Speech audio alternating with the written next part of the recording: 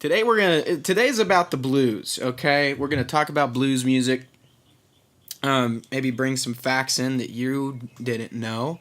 I learned something doing research on this. The blues, Ray, is hard to find like a real start. That's with everything. They say like Elvis was the father of rock and roll. Some say um, Chuck Berry was the father of rock and roll.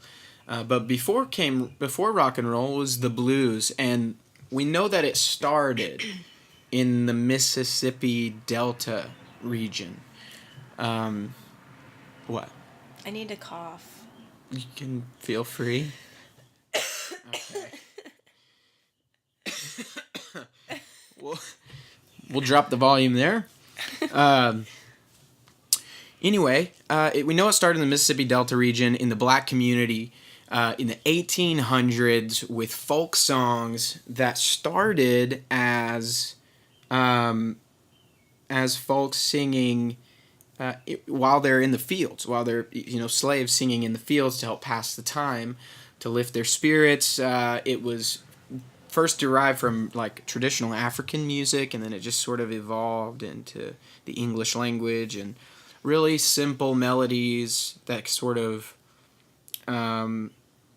are customary to blues music. Typically, it's 3 chords, 12 bars, very simple to play with these very simple melodies, but very usually emotional and powerful songs. Um, One of the first recorded songs that I was able to find is by a woman named Mamie Smith, and it's called Crazy Blues. There are a few other blues tracks that are attributed to the beginning of the blues that sort of come before her, but she was one of the earliest recordings that anyone could find of lyricism in blues being actually recorded. Now, obviously, it had begun and was all over, the South, especially by 1920, which is when this recording happened.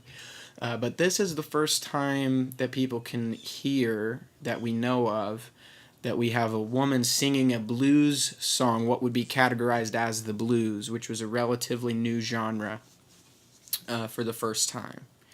And I want to let you hear that now. And this is a song called Crazy Blues by Mamie Smith.